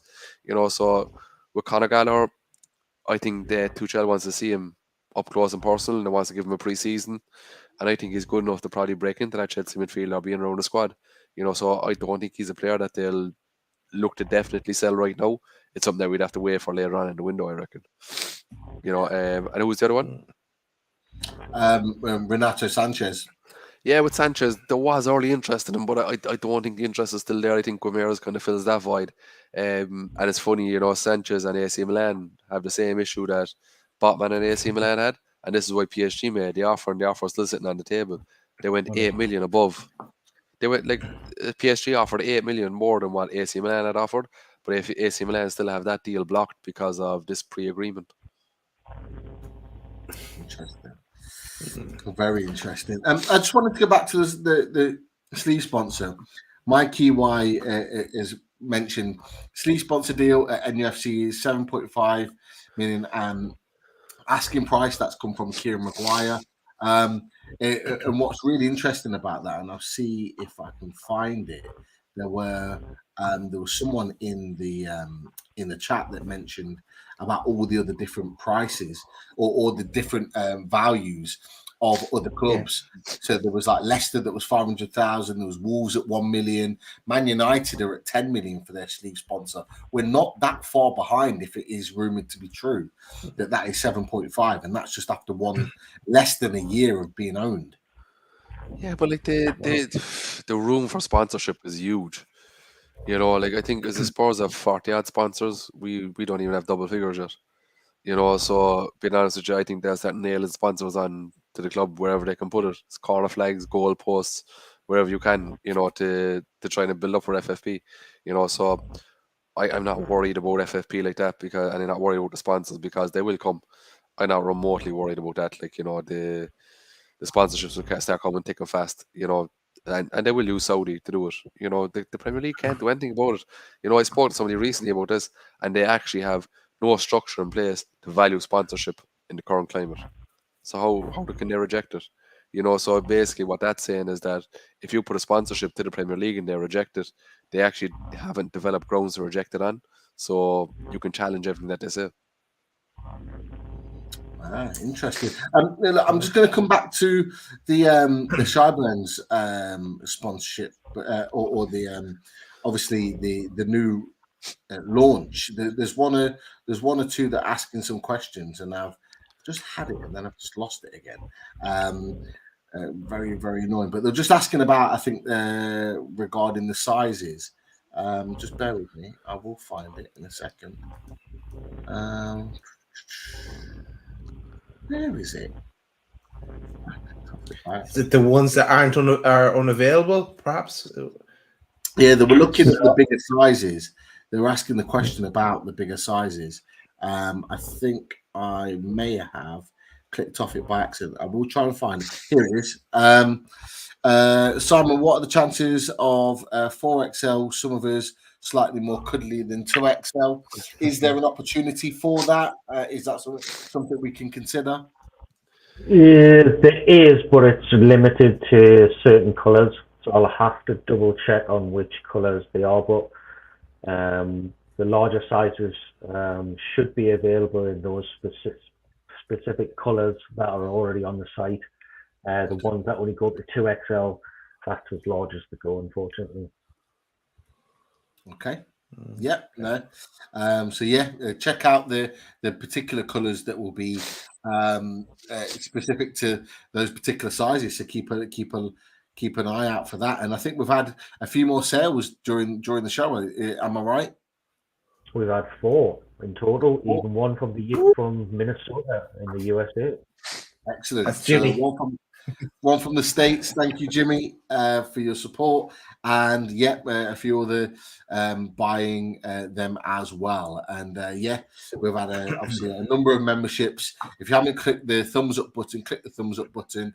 We have had, another 30 subscribers whilst we're on. If you haven't subscribed yet, subscribe to the channel. Sean seems to be the lucky charm. Every time he comes on, we hit another milestone. So next time we have him on, hopefully we've hit another milestone and we're moving towards that 5K subscribers. That is the plan. A few mentioned in the chat as well. It's is it too late for to announce Botman? Is it going to be tomorrow? Look, it's likely to be tomorrow now. I don't think at 9:30 they'll be announcing Botman. I spoke to someone at the club and I told them that I was coming on the show tonight, so I don't want them to distract from the show, so they cancelled it tomorrow. That's nice, an exclusive. That's an exclusive now for you, so people think that's serious. Yeah. I've got another player for you, Sean. His name has been linked to, and I suppose for the more so for the youth development squad, but he's tearing it up as it is today. But it's Roger Fernandez. Yeah, so look, like he's someone that's kind of I don't know how keen we are on him 100%, but look, like he's definitely somebody that's been offered to the club. The club are interested in it if the deal makes sense. It's a buy to loan back, but how to say how concrete the interest is, I don't know. And that's being honest with you. There's him. There's another lad there. He's playing for Copenhagen. His name is after escape me at the moment. His representatives were on Tyneside there a couple of weeks ago, and they've looked at a fella Sesko as well. He's only 18, 19. He plays with Salzburg, so he's another kind of young striker that they've looked at. So they're looking at a couple of young players. Like the Room McAllister's now, and there's a young fella Schuster there. He's only about 16 at so Anthony's about 6'4", 6'5". They're thinking about getting him in for a trial after him a contract. There's a lot of young players banging about at the moment that they're interested in. How keen they are on them, I wouldn't really know, because a lot of these players are only represented by relatives and stuff like that at the moment. So the leaks are virtually none. So a lot of these deals that happen with younger players, journalists don't even have the jump on them. It's just done. It's kind of, you talk to the family, you talk to the club that's represented them, and it's done fairly quickly. What about the young lad, Brazilian lad? Is it Angel Gabriel? Yeah. So there's definitely a link there, 100%. And I know Barcelona have a first refusal on him, so I think they're trying to understand exactly what's going on there, to see what the legitimacy of that first refusal is. You would have seen there Fabio Vieira that signed for Arsenal. Liverpool signed a pre-agreement for a first refusal on him in April, May. They signed a first refusal from him, but basically wasn't worth the paper it was printed on, and Arsenal just went away and bought him. So a lot of these things, they're kind of it's very much of a friendly gesture, you know. So the one with Porto and Vieira was just because of the Diaz deal with this young fella, the Gabriel young fella. It depends the legitimacy of the agreement with Barcelona, and then Newcastle will go from there. Cool. Okay. I've seen someone mentioned Xavi Simons in the chat.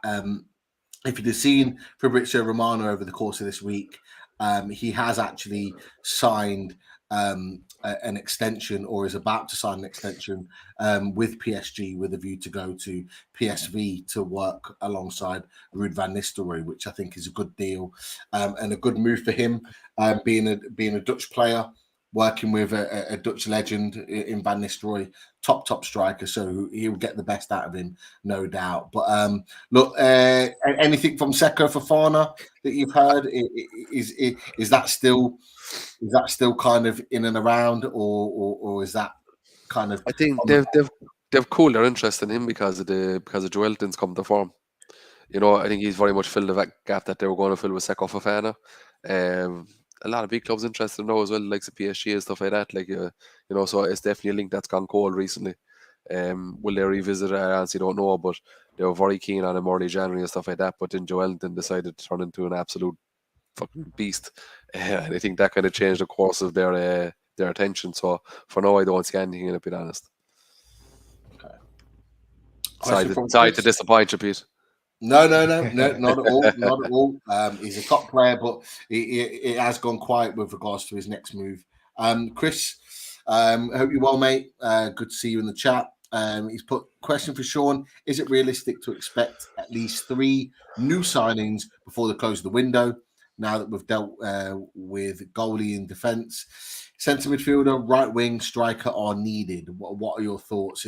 And to be fair, there's a few that have asked that. Where do you think the positions are that we're going to strengthen? So they're looking for 3 up top. So they're looking for a striker.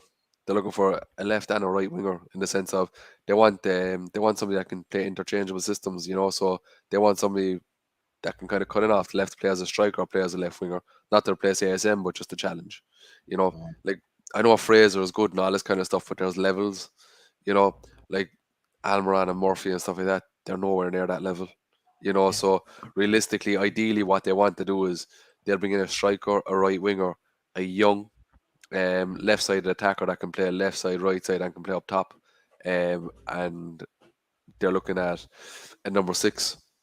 You know, so I reckon they'll finish the window with another 4, and obviously there'll be a couple of young players as well brought in. You know, and I know people will say, you never mentioned the young players. That's because I have absolutely no interest.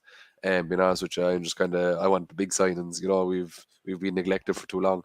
But I think that definitely look like they're looking at about 4 more signings, and it's very much at least 3 first-team players, a 6, a right winger, and a striker, and then somebody to kind of challenge the first 11, you know, a young and ITK type. You know, that's where they're looking at the moment. And that's not going to be dictated by player sales or anything like that. Like, you know, if a player becomes available at the price, they'll buy him. Okay. And more to come.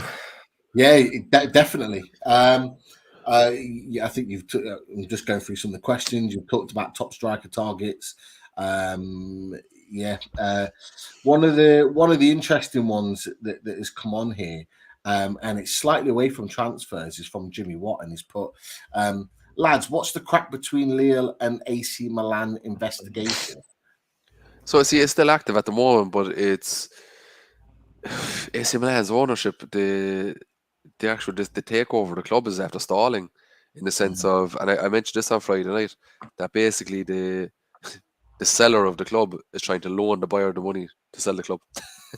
You know, it's absolutely nuts. The situation around AC Milan at the moment is fucking crazy. Like, you know, like if you actually dig down a bit into their finances and stuff like that, it's nuts. You know, so I think the investigation between Lille and AC Milan, I think if Elliott management don't sell AC Milan, it's going to be a huge controversy there, and that's where they're trying to get out of Dodge as quick as possible.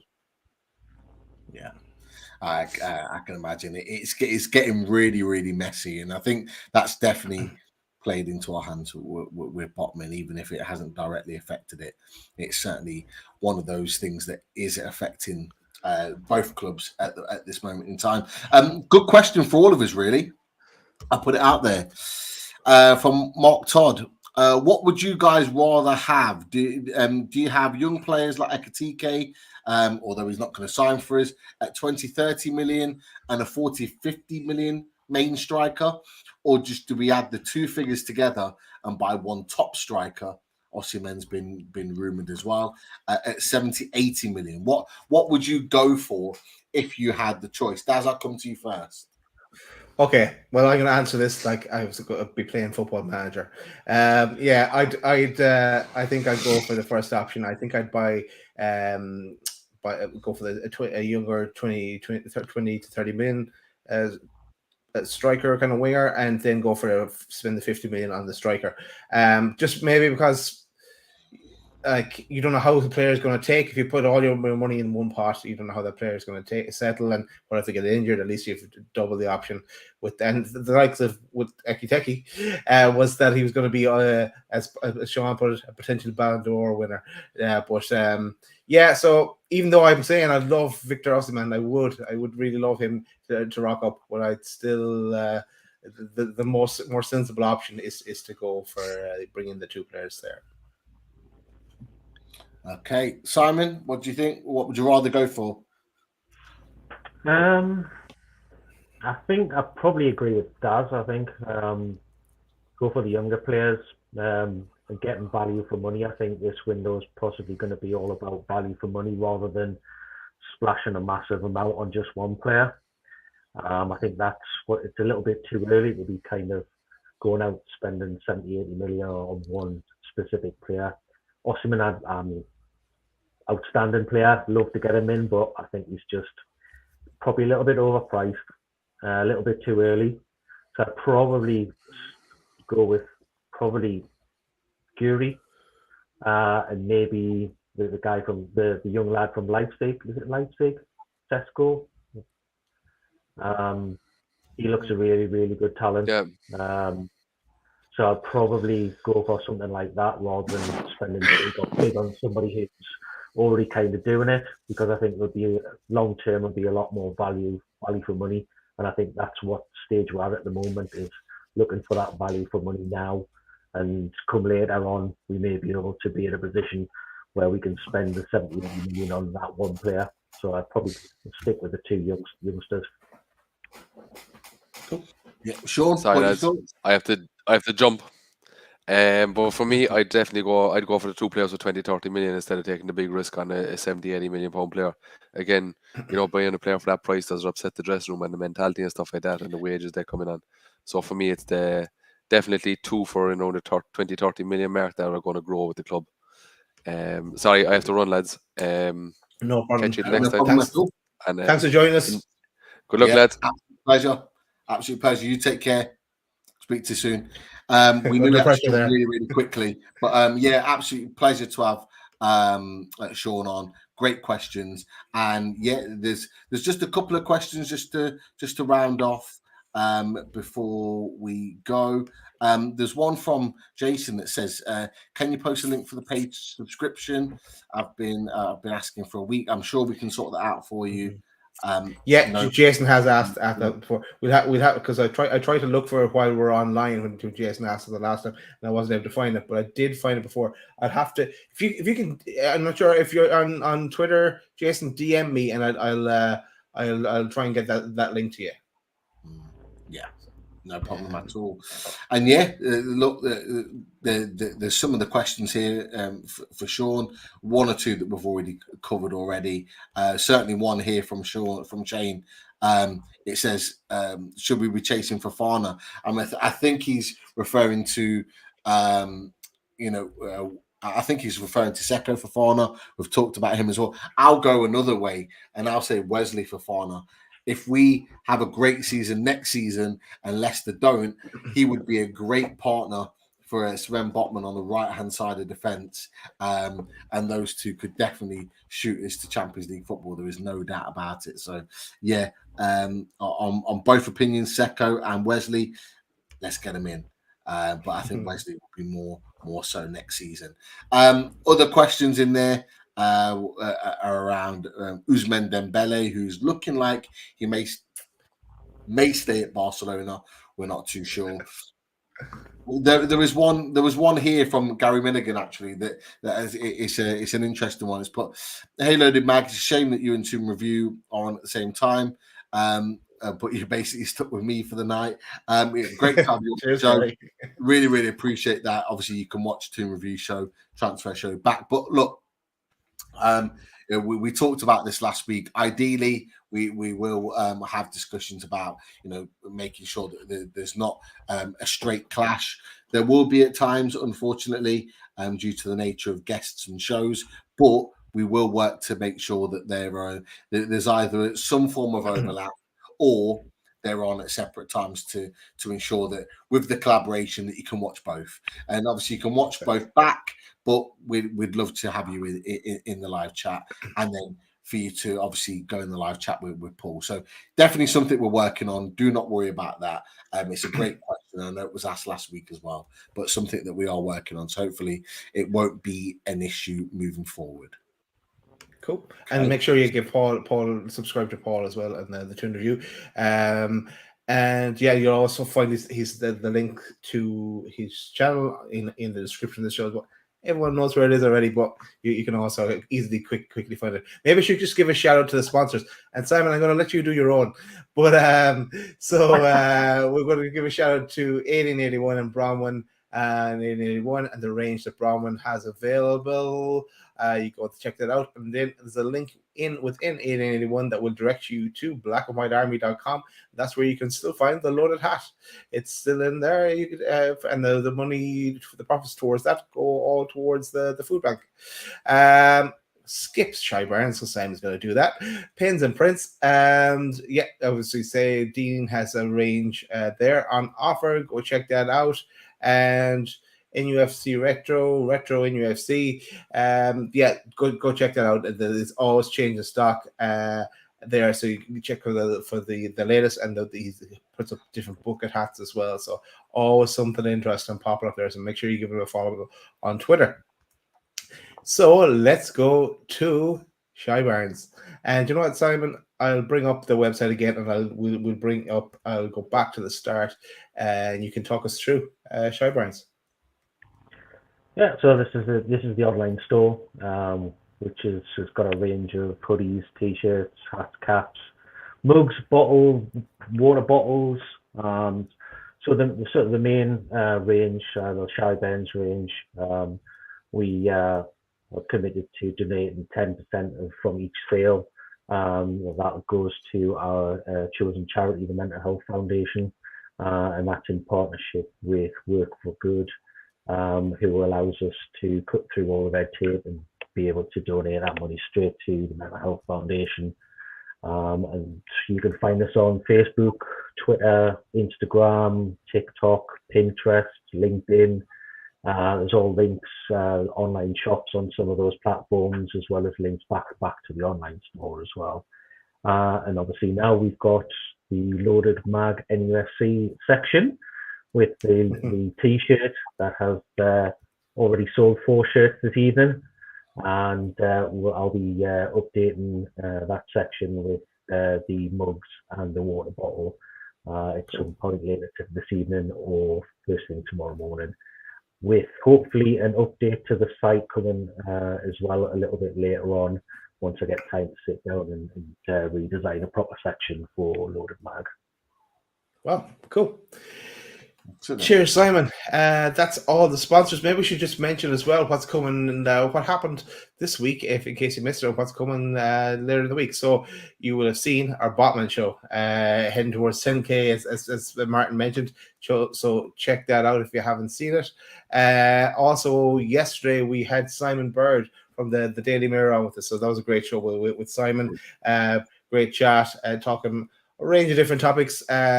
So check that out if you haven't seen it already. And then Pete, coming on Thursday, another big one. Yes.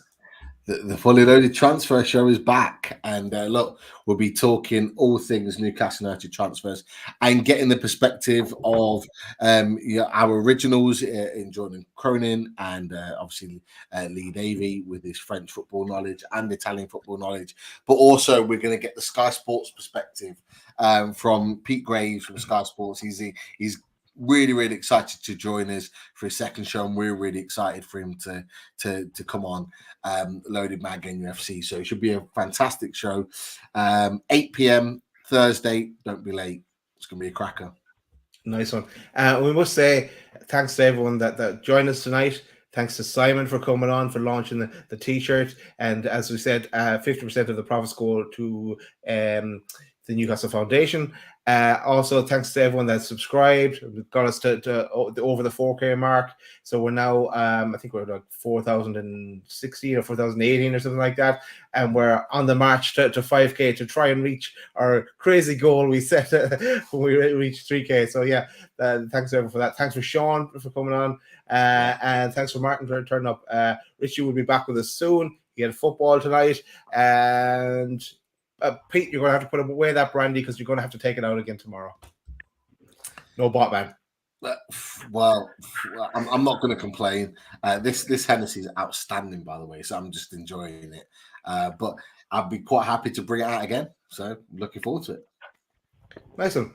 Yeah, so we perfect excuses, right, Simon? Right, that's it. So everyone, we'll say goodnight to you, and we'll see you definitely on Thursday. Who knows? Something else could happen in the meantime. You could just pop up. So that's why it's good to subscribe. All right. Thanks, everyone. Take care. Take care, guys. Cheers, lads. Oh.